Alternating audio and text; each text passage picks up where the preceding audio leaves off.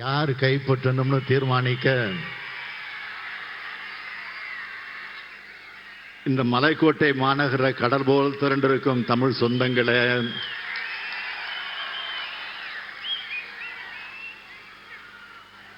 திருச்சினால திருப்புமுனை தான்.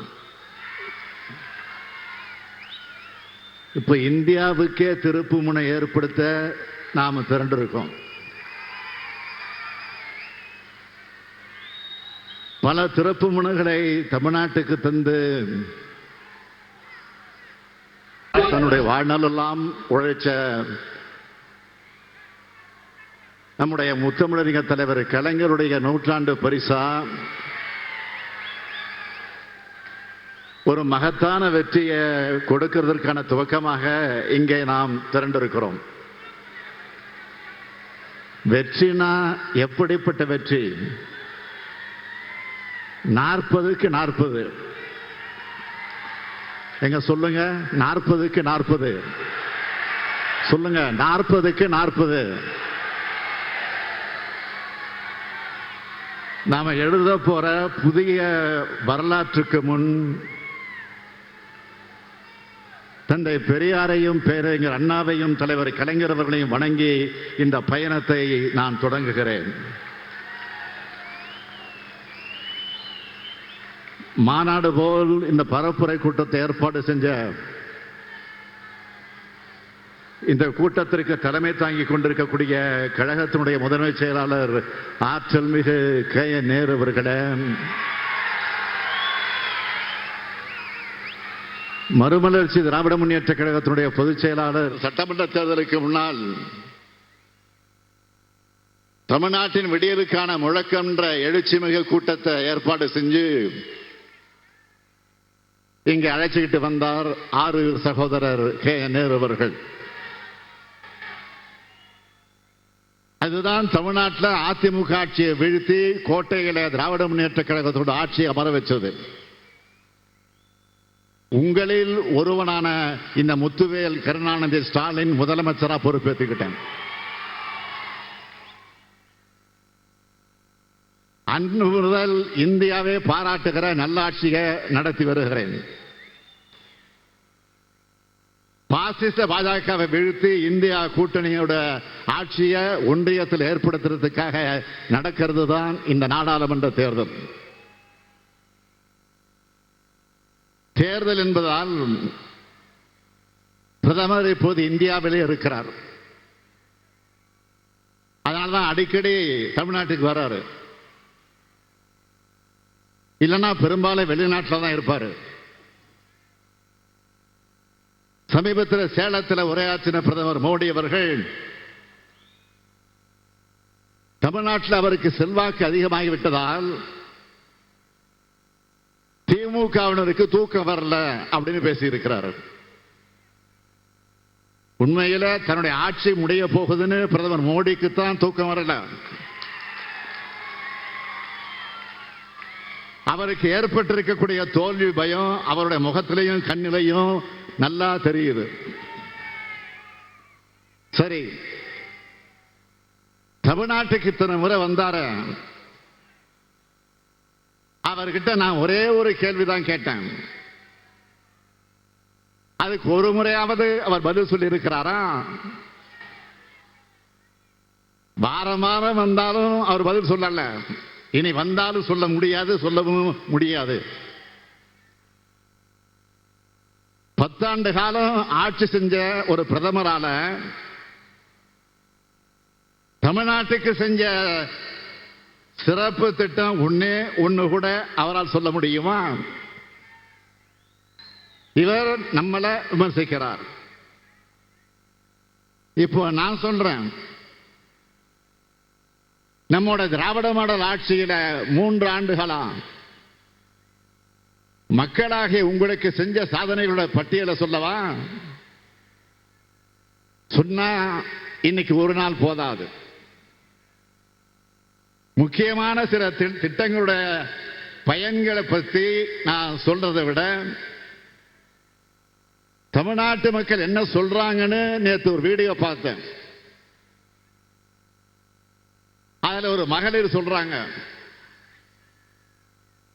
எங்க வீட்டில் குழந்தைகளுக்கு உடம்பு சரியில்லைன்னா காசுக்காக யாரையும் எதிர்பார்க்க வேண்டிய தேவையே இனிமே இல்லை. எங்க அண்ணன் ஸ்டாலின் கொடுக்கிறாரு 1000 ரூபாய் தாய் வீட்டு சீர் இருக்கு. இப்படி மாசம் மாசம் மாநிலம் முழுக்க 1,15,00,000 குடும்பங்கள் மகிழ்ச்சியா இருக்காங்க. அடுத்து விடியல் பயணம் திட்டம் பத்தி பேசுறாங்க. ஸ்டாலின் சார் பஸ்ல போய் 4 மாசமா இலவச பயணம் செஞ்சு கம்ப்யூட்டர் கோர்ஸ் முடிச்சு இப்போ வேலைக்கு போறேன். காஞ்சிபுரம் மாவட்ட சகோதரி ஒருத்தர் மகிழ்ச்சியோடு சொன்னாங்க. இந்த மாதிரி மாநிலம் முழுக்க இதுவரைக்கும் மகளிர் மட்டும் 445 கோடி முறை பயணம் செஞ்சிருக்காங்க.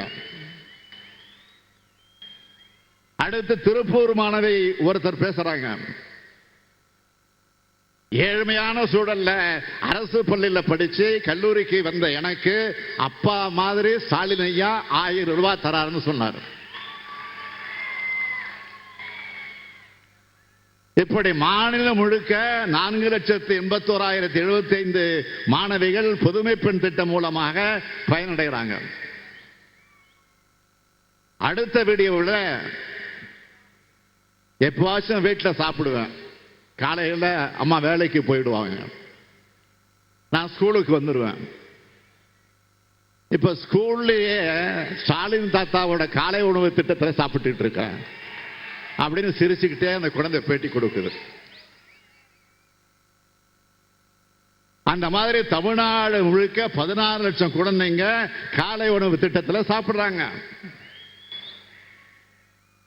அடுத்து கொரோனா காலத்தில் பள்ளிக்கு போகாம ஏற்பட்ட இந்த கேப்ல 10 வரைக்குமான எண்களை கூட மறந்துட்டு இருந்த குழந்தைகள் இப்போ எண்கள் எழுத்துக்களை நல்லா வாசிக்கிறாங்க. இத தன்னார்வலர் ஒருத்தர் சொன்னார். அதுக்கு காரணமான இல்லம் தேடி கல்வி திட்டத்தில் இதுவரைக்கும் 24,86,000 மாணவர்கள் பயனடைந்திருக்கிறாங்க. இன்னொரு கல்லூரி படிக்கிற தம்பி பேசுறாரு, வேலைக்காக நாங்க எக்ஸ்ட்ரா கோர்ஸ் படிக்கணும்னா கோச்சிங் சென்டருக்கு நிறைய ஃபீஸ் கட்டணும். ஆனால் லட்சங்களை கட்டி படிக்க வேண்டிய அந்த கோர்ஸ்களை எங்களுக்கு நான் முதல்வன் திட்டத்தின் மூலமாக இலவசமா சொல்லிக் கொடுத்த காரணத்தால் வேலை கிடைச்சிருக்குன்னு அந்த தம்பி சொன்னார். இப்படி 2 ஆண்டுகள்ல 28 லட்சம் இளைஞர்கள் நான் முதல் திட்டத்தில் பலனடைந்திருக்காங்க. அடுத்து மக்களை தேடி மருத்துவ திட்டம். மாற்றுத்திறனாளியான எனக்கு குறைஞ்ச வருமானம் தான், ஆனா வீடு தேடி வந்து சுகர், பிபி, இசிஜி எல்லா டெஸ்டும் எடுத்து மருந்து மாத்திரை கொடுக்கறதுனால மாசம் 1000-2000 மிச்சம் ஆகுது. சேலத்தை சேர்ந்த சகோதரர் சொன்ன மாதிரி தமிழ்நாடு முழுக்க இந்த திட்டத்தில் 1 கோடி பேர் பயனடைந்திருக்கிறாங்க.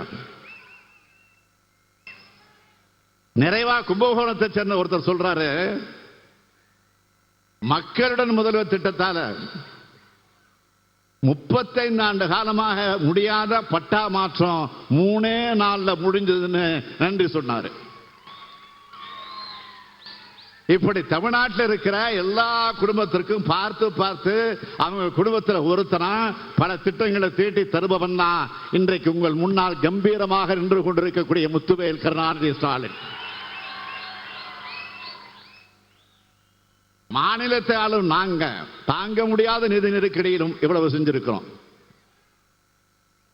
நீங்க என்னென்ன சிறப்பு திட்டங்களை தமிழ்நாட்டுக்கு செஞ்சிருக்கீங்கன்னு பிரதமர் கிட்ட கேட்டா,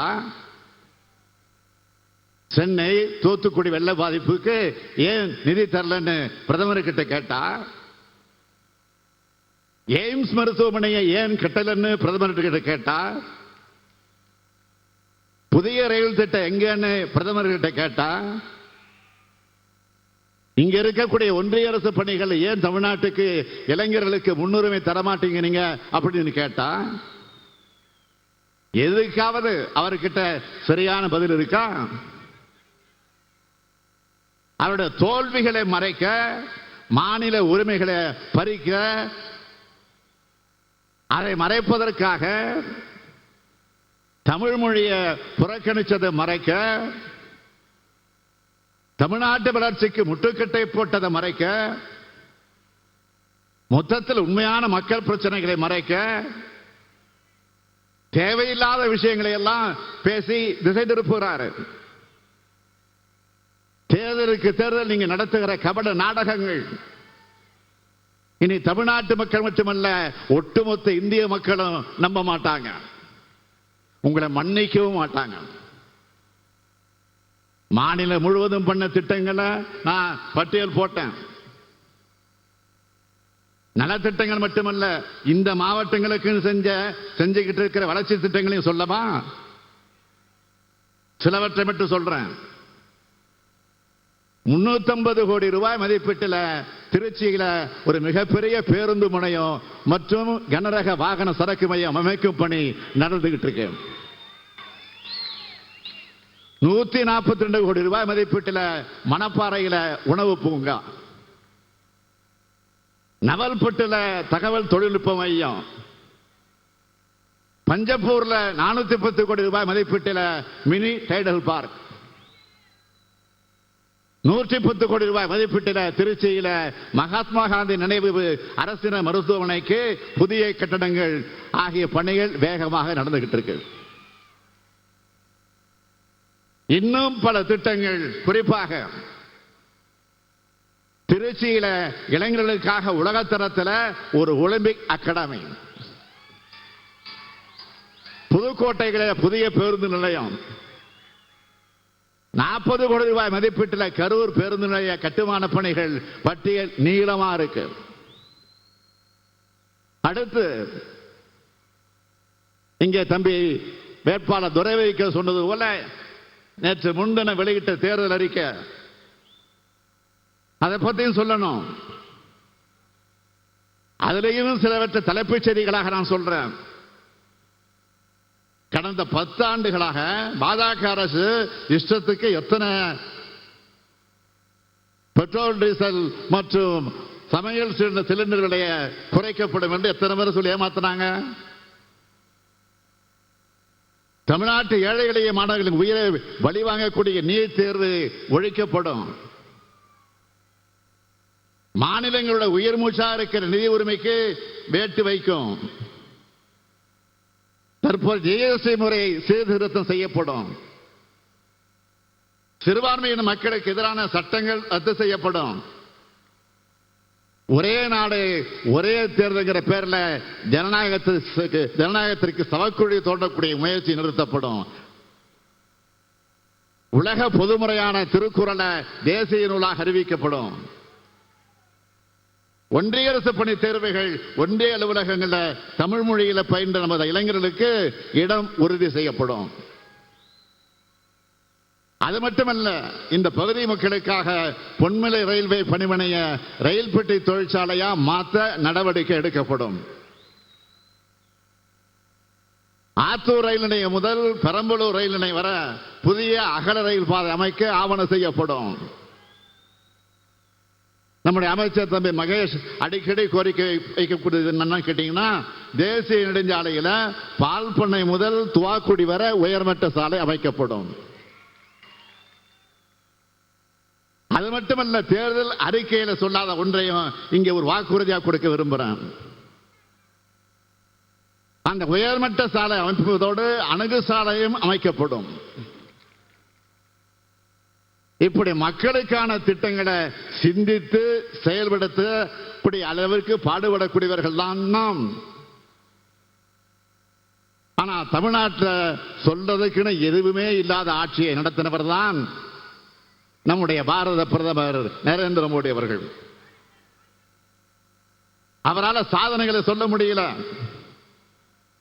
மேடைக்கு மேடை என்ன சொல்றாரு? 10 ஆண்டு நான் ஊழலற்ற அரசாங்கத்தை நடத்துறேன்னு சொல்றாரு. பாஜக ஆட்சியில் நடந்த ஊழல்களை பற்றி நாம மட்டுமல்ல நாடு முழுக்க கேள்வி கேட்டாலும் அவரால் பதில் சொல்ல முடியல. இந்த 10 ஆண்டு ஆட்சியில ஊழல்கள் ஒன்றா ரெண்டா நான் எடுத்து சொல்ல, அதுக்கு இமாலய எடுத்துக்காட்டுதான் இந்திய ஜனநாயகத்துக்கு அழிக்க முடியாத அவமானத்தை ஏற்படுத்தி இருக்கக்கூடிய தேர்தல் பத்திர ஊழல். கடந்த 5 ஆண்டுகள்ல இடி, ஐடி, சிபிஐ இப்படிப்பட்ட ஒன்றிய அரசோட அமைப்புகளோட பாஜகவோட கைப்பாவையா பயன்படுத்தி அவங்களை ரைடுக்கு அனுப்புறது. அப்புறம் பாஜகவுக்கு நிதியா தேர்தல் பத்திரங்களை வாங்குறதுன்னு 8000 கோடி ரூபாய்க்கு மேல் வசூல் பண்ணியிருக்காங்க. வரலாற்றிலே இப்படி வசூல் நடந்ததில்லை. அது மட்டுமல்ல, சிஏஜி அறிக்கை வந்துச்சு. பாரத் மாலா திட்ட ஊழல், துவாரகா விரைவு பாதை கட்டுமான திட்ட ஊழல், சுங்கச்சாவடி கட்டண ஊழல், ஆயுஷ்மான் பாரத் திட்ட ஊழல், ஓய்வூதிய திட்ட ஊழல், HAL விமான வடிவமைப்பு திட்ட ஊழல், 7 லட்சம் கோடி ரூபாய்க்கு முறைகேடு நடந்திருக்கிறதாக சிஏஜி அறிக்கை வெளியிட்டுச்சு. அந்த அறிக்கை மேல தக்க நடவடிக்கை எடுக்க வேண்டிய ஒன்றிய அரசு அது பற்றி வாய் திறக்கல. தேர்தல் பத்திர மாதிரியே இன்னொரு நிதியும் வசூல் பண்ணியிருக்காங்க. அதுவும் PM கேஷ் ஃபண்ட்ஸ் அதுக்கு பேர் வச்சாங்க. அப்படி ஒரு பேரை வச்சு அதை வசூல் பண்ணிருக்காங்க. அது பத்தின அத்தனை ரகசியங்களும் ஜூன் மாசம் இந்தியா கூட்டணி ஆட்சிக்கு வந்ததும் அம்பலமாக போகிறது. அதே மாதிரி ரஃபேல் ஊழல், அதனுடைய ரகசியமும் நிச்சயமாக வெளியே வரும். இப்படிப்பட்ட ஊழல் ஆட்சியை நடத்தின பிரதமர் நரேந்திர மோடி அவர்களை ஊழலை பத்தி பேசலாமா? பாஜக ஊழல்களை மறைக்க நேற்று இரவு டெல்லி முதலமைச்சர் அரவிந்த் கெஜ்ரிவாலை கைது செஞ்சிருக்கிறாங்க. என்ன காரணம்? பாஜகவோட தோல்வி பயம் தான் ஒரே காரணம். டெல்லி துணை முதலமைச்சர் மணீஷ் சிசோடியா கைது செஞ்சு 13 மாசங்களாக சிறையில் இருக்கிறார். போன மாசம் ஜார்க்கண்ட் முதலமைச்சர் ஹேமந்த் சோரன் அவர்கள் கைது செய்யப்பட்டு சிறையில் இருக்கிறார். இப்போ அரவிந்த் கெஜ்ரிவால். அப்பட்டமான பழிவாங்க நடவடிக்கை இல்லையா இது? தனக்கு எதிராக இந்தியா என்ற வலிமையான கூட்டணியை எதிர்கட்சிகள் அமைச்சிட்டாங்கல்ல, மக்கள் பாஜகவுக்கு எதிராக ஒன்று திரள ஆரம்பிச்சுட்டாங்களே என்கிற அந்த பயத்தில் தவறுகளுக்கு மேல் தவறுகளை செஞ்சுட்டு வருது பாஜக தலைமை. தமிழ்நாட்டில் நம்ம ஆட்சிக்கு தொந்தரவு கொடுக்க ஆளுநரை வச்சு மிரட்டி பார்க்கிறாங்க. ஆளுநர் இந்த நிகழ்ச்சிக்கு புறப்படுறதுக்கு முன்னாடி நம்முடைய அமைச்சர் பொன்முடிக்கு பதவி பிரமாணத்தை எடுத்து வச்சு தான் நான் வந்திருக்கிறேன். யாரு? ஆளுநர். அவராக பண்ணாரா? முடியாதுன்றாரு. நாங்க விடுவோமா? திமுக காரங்க நாங்க.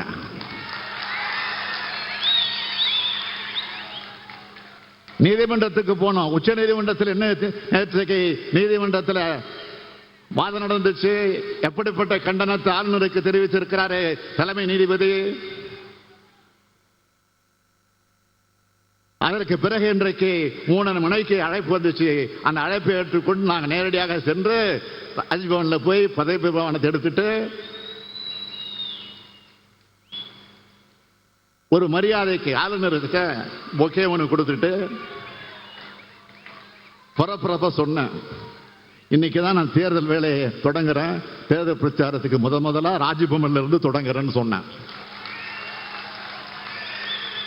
அவர் ஒன்று சொன்னார், பெஸ்ட் ஆஃப் லக் அப்படின்னு சொல்லி அனுப்பிச்சாரு. ராஜ்பவன்ல இருந்து தொடங்கி இருக்கக்கூடிய இந்த பயணம் குடியரசுத் தலைவர் மாளிகை வரைக்கும் போக போகுது என்பதற்கு இது ஒரு அடையாளம்.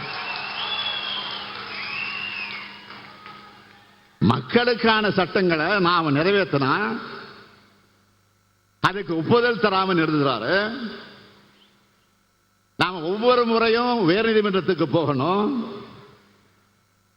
நேற்றும் இன்றைக்கு மாதிரி வரலாற்றில் வேற எந்த ஆளுநரையாவது நீதிமன்றம் இப்படி கடுமையான கேள்விகள் கேட்டிருக்கா? அப்படிப்பட்ட கேள்விகள் நேற்றைக்கு கேட்கப்பட்டிருக்கு. மக்களை எதிர்கொள்ள பயப்படக்கூடிய பாஜக அமலாக்கத்துறை, சிபிஐ, வருமான வரித்துறை போன்ற புலனாய்வு அமைப்புகள் மூலமாகவும் ஆளுநர் மூலமாகவும் எதிர்கொள்கிறது கோழைத்தனம், பேடித்தனம்.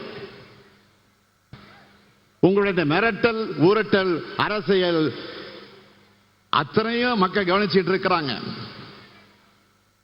இது இந்தியா கூட்டணிக்கும் பாஜகவுக்குமான யுத்தம் அல்ல, இது இந்திய நாட்டு மக்களுக்கும் பாசிச பாஜகவுக்குமான யுத்தம் என்று மறந்துடாதீங்க. இந்த யுத்தத்தில் மக்கள் தான் வெற்றி பெறுவாங்க.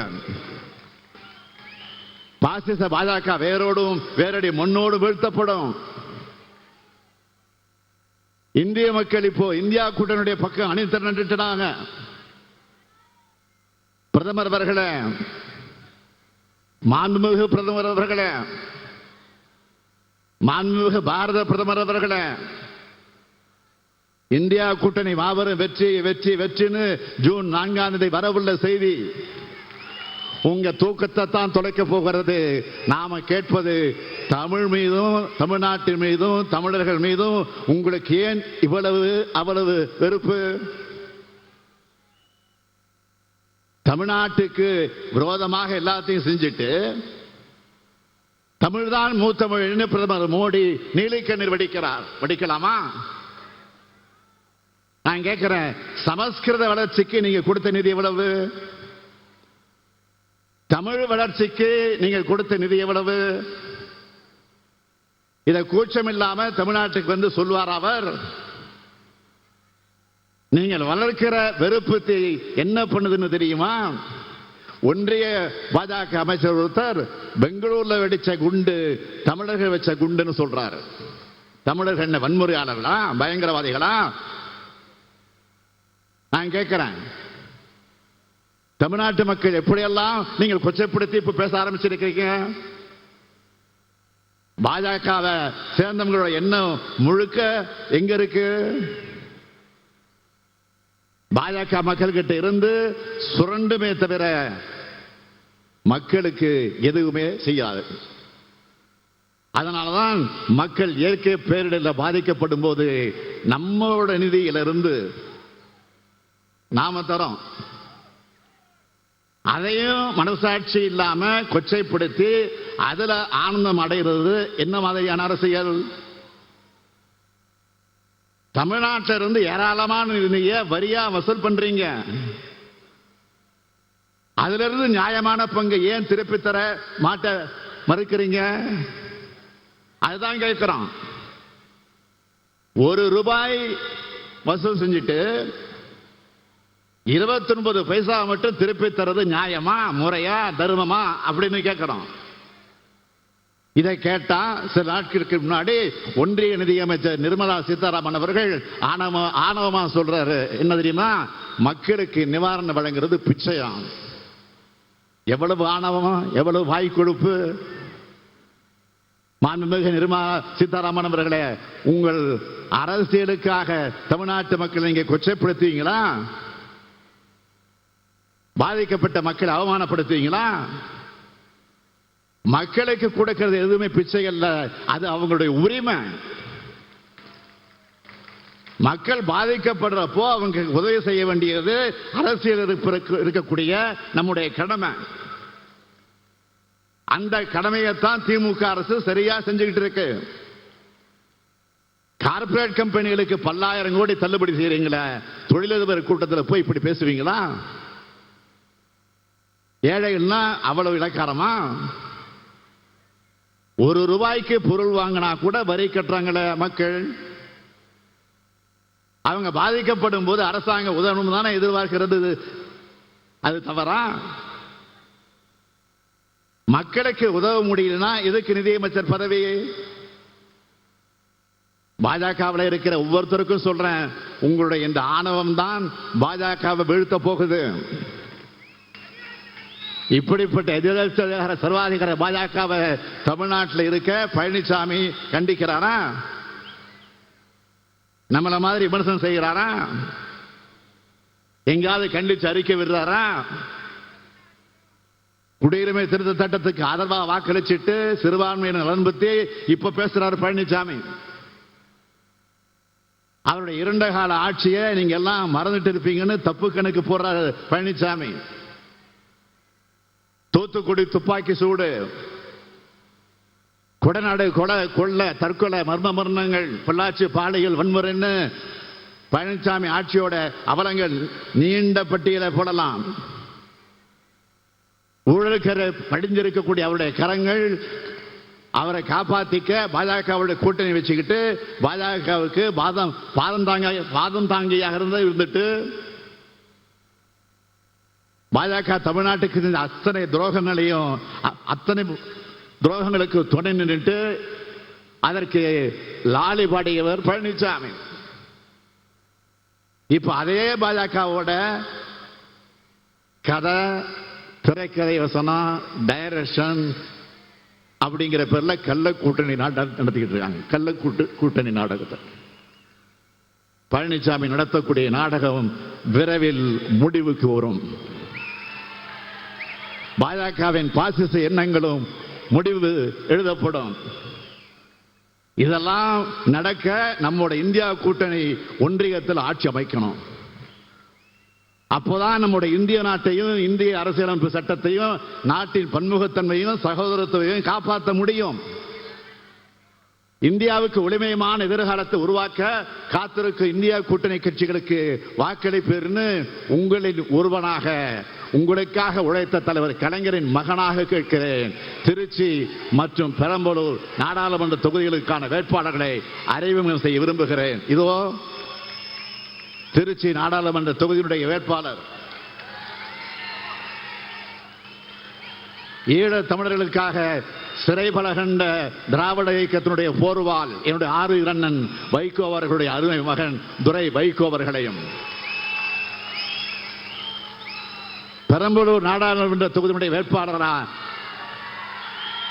திருச்சிய தீரர்களின் கோட்டையா உருவாக்கின உழைப்பின் அடையாளம் என் ஆரோக்கிய சகோதரர் கே.என். நேரு அவர்களுடைய மகன், அவருக்கு உதயசூரியன் சின்னத்தில் போட்டியிடக்கூடிய அவருக்கு அருள் நேரு அவர்களுக்கு நீங்கள் ஆதரவளித்து வெற்றி பெற செய்ய வேண்டும் என்று வேண்டுகோள் வைத்து அந்த 2 சிங்கங்களையும் உங்களிடத்தில் நான் ஒப்படைக்கிறேன். அவங்களுக்கு பெரும்பான்மையான வாக்குகள் அளித்து உங்களுடைய குரலா, உங்களுடைய பிரதிநிதிகளா இந்த 2 இளம் சிங்கங்கள் நாடாளுமன்றத்திற்கு அனுப்பி வைக்க வேண்டிய கடமை, ஜனநாயக கடமை உங்களுக்கு இருக்கு.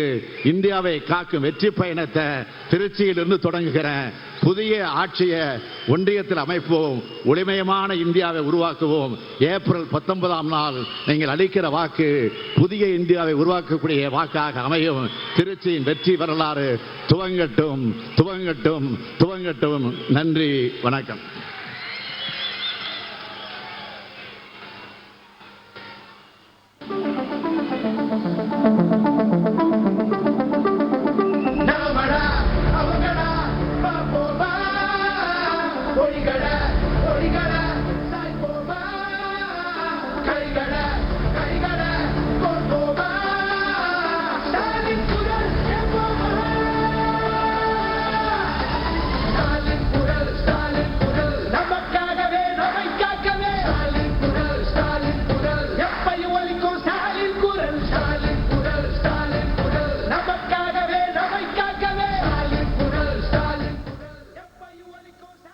நாடாளுமன்ற தேர்தல் களம் அனல் பறக்க தொடங்கியிருக்கிறது.